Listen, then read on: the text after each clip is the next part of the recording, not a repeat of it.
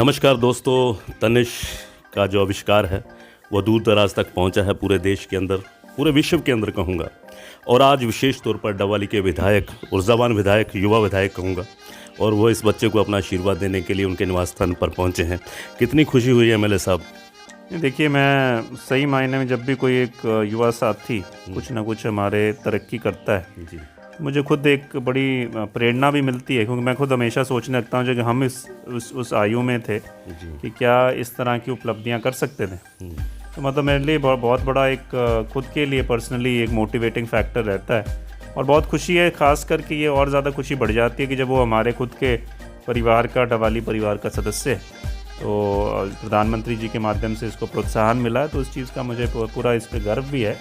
और मैं जितने अपनी तरफ से हौसला अफजाई कर सकते थे, इसलिए मैंने आज परिवारजन और इनसे, तनिष से मिलने आया था।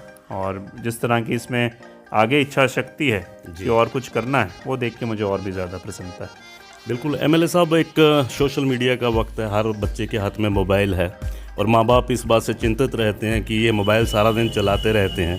आप क्या माँ बाप को क्या संदेश देना चाहेंगे? देखिए, तनिष जैसे बच्चे निकल कर आए हैं, आज प्रधानमंत्री जी ने इनको आविष्कार से नवाजा है, तो क्या संदेश देना चाहेंगे बच्चों के लिए, बच्चों के माँ बाप को?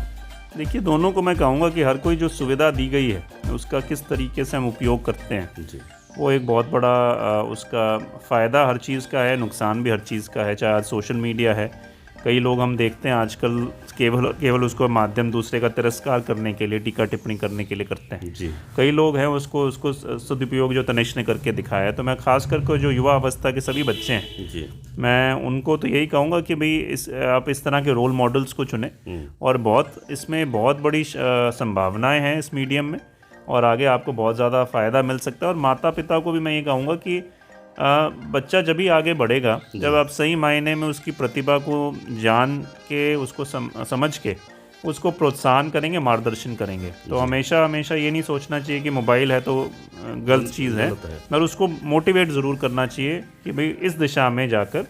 तो मैं तो अभी तनिष से भी बात कर रहा था, किसी दिन एक ऐसा प्रोग्राम किया जाए किसी स्कूल कॉलेज कहीं पे, जी, जी, जहाँ पे ये और इस तरह के और युवा छात्र आएँ और वो आगे आकर अपना एक संदेश दें, उनको समझाने का भी प्रयास करें किस तरह से बड़ी सिंप्लिसिटी के साथ आप ये काम कर सकते हो।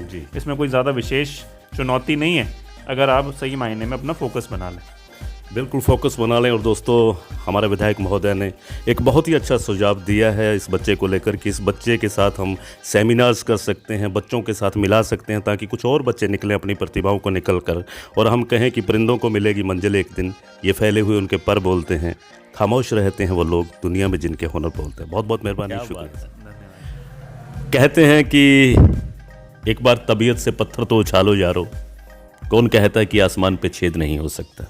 बस हिम्मत, जुनून और हौसला, कुछ कर दिखाने की लगन हो तो कोई ना कोई इंसान इतिहास बना देता है। लेकिन आज इतिहास बनाया है डबवाली के इस होनहार बालक ने, इस बच्चे ने, इस हर कला में निपुण, एक दिमाग में जुनून रखने वाला ये तनिष हमारे साथ है। हेलो तनिष। हेलो सर, नमस्कार। नमस्कार। सबसे पहले तो आपको टू द पॉइंट की तरफ से प्रधानमंत्री राष्ट्रीय बाल पुरस्कार जो मिला है, उसके लिए शुभकामनाएं आपको। Thanks sir. सफ़र दर सफ़र चलता हुआ लगभग 3-4 साल हो गए हैं। आपने ऐप बनाई थी, मैंने एक इंटरव्यू भी की थी। तो पॉइंट टू पॉइंट बात यह है कि सीधी बात चलते हैं कि इतना बड़ा लक्ष्य आपको मिला है, इतना बड़ा प्रोत्साहन आपको मिला है, क्या सोचा था कि यहाँ तक हम पहुँच पाएंगे?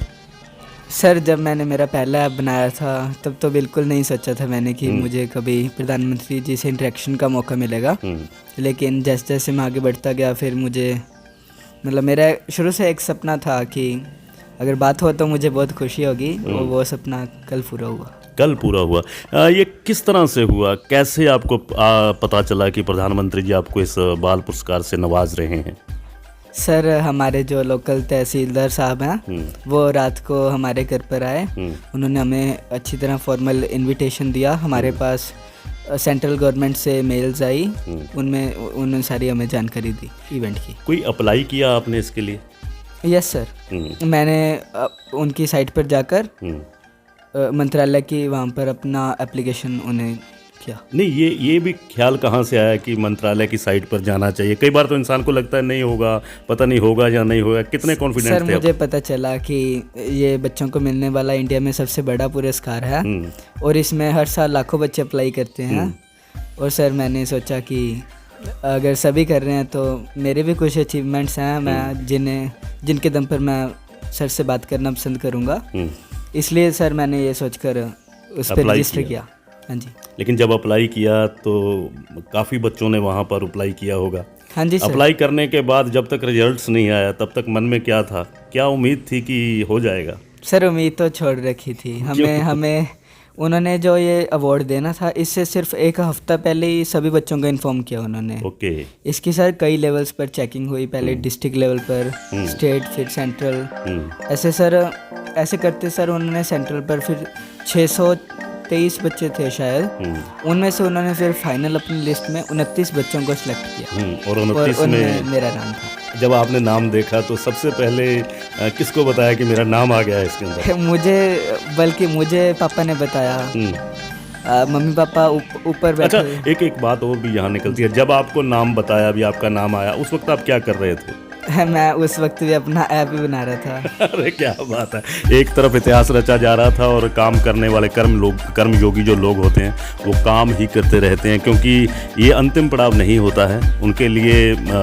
रोज़ यानी कि दिन प्रतिदिन कोई ना कोई कार्य करते रहे। अच्छा, जब आपने सुना कि आपका नाम आया है तो सबसे पहले क्या विचार आया मन के अंदर? किसके साथ खुशी साझी की? पहले मुझे विश्वास नहीं आ रहा था अच्छा। कि मुझे इतना बड़ा सम्मान मिल सकता है। इससे पहले मुझे कोई अवार्ड वगैरह नहीं मिला था और सीधा मैंने सोचा कि मुझे पहले कोई अवार्ड नहीं मिला और सीधा ही प्रधानमंत्री जी से।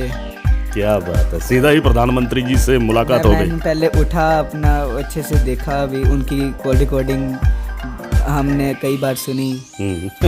बार सुनी? Yes sir. फिर यकीन हुआ? फिर उन्होंने जो डिटेल्स इमीडिएटली मांगे थे उन्हें वो सेंड किए। और अच्छा, जब तहसीलदार साहब ने आपका दरवाज़ा खटखटाया रात को, हाँ जी, तो वो आके आपके पास बैठे, तो फिर कैसा अनुभव हुआ? मैं आपके अनुभव ही सुनना चाहता हूँ। सर अनुभव तो ऐसे थे कि सर कल घर आने तक तब भी विश्वास नहीं हो रहा था कि ये सब हो गया। क्या बात है! तब भी विश्वास नहीं होता? सर जब शुरू हुआ था सर तब तो आप सोच सकते हो। क्या बात है, सोच सकते हैं। और कल से लेकर आज तक ना जाने कितने इंटरव्यूज़ FM रेडियोज़ पर, दूरदर्शन पर और YouTube चैनल्स पर तनिष्क के इंटरव्यूज़ हैं। किसको श्रेय देना चाहेंगे आप इस पुरस्कार के लिए? सर मैं इसका सारा श्रेय मेरे पेरेंट्स, मेरे टीचर्स और हमारे सभी डबवाली वासियों को देना चाहूँगा, जिनकी सपोर्ट और मोटिवेशन से मैं यहाँ तक पहुँच पाया। और कहते हैं कि एक कदम जो है वो उठाना होता है, चलना होता है। पहला कदम ही उठाना मुश्किल होता है। अब आगे के क्या इरादे हैं? उससे पहले सर मैं आपका भी बहुत बहुत थैंक्स करना चाहूँगा। आपने मेरे सबसे पहले इंटरव्यूज़ बनाए और आप ही की शुरुआती मोटिवेशन से मुझे आगे बढ़ने की प्रेरणा मिली। नहीं, आपने जो काम किया उसके लिए तो मैं आपको शुभकामनाएं देना चाहता हूं। आज वर्तमान दौर के अंदर आज पूरे डबवाली के अंदर खुशी का माहौल है। डबवाली क्या, सिरसा जिला ही नहीं, पूरे हरियाणा के अंदर और पूरे भारत में ये खुशी के पल हैं। और मैं इस वक्त हरियाणा, पंजाब, राजस्थान की त्रिवेणी शहर, हरियाणा का खूबसूरत शहर है डबवाली, वहाँ बैठा हूँ। तनिष्क डबवाली से हैं, पढ़ते हैं, इनके मम्मी पापा टीचर्स हैं, अध्यापक के ये बच्चे हैं, निश्चित तौर पर बड़े ही होनहार हैं। तो मैं चाहूँगा कि आप भी ऐसे बच्चों से कुछ ना कुछ ज़रूर सीखें, अपने बच्चों को ये इंटरव्यूज़ ज़रूर दिखाएं। बहुत सारी इंटरव्यूज़ इनकी चैनल्स पर पड़ी हैं और ताकि आपके बच्चों में भी बहुत सारा हुनर है, वो हुनर बाहर निकल कर आएगा। तो क्या संदेश देना चाहेंगे चलते चलते, मुस्करा कर, ज़िंदगी को जिंदाबाद बनाकर? यही है सर कि आप सभी ने अब तक मुझे बहुत सपोर्ट किया है, आगे भी ऐसे करते रहें। मैं आगे भी आपके लिए ऐसे ही ऐप्स बनाता रहूँगा। आप सभी का बहुत बहुत थैंक्स।